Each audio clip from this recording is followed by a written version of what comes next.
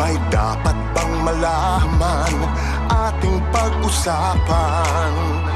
Masdan mo ang iyong kapwa, anong iyong nakikita?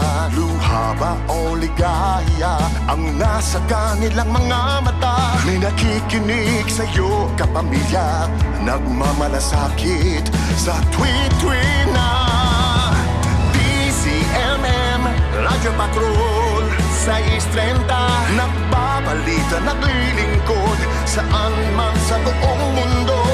DZMM Radyo Patrol 630, tapat at totoo, naglilingkod sa'yo, oh Pilipino.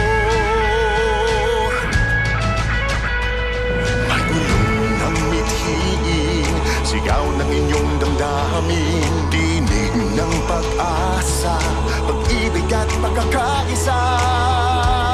Malayang nagbabalita at naglilingkod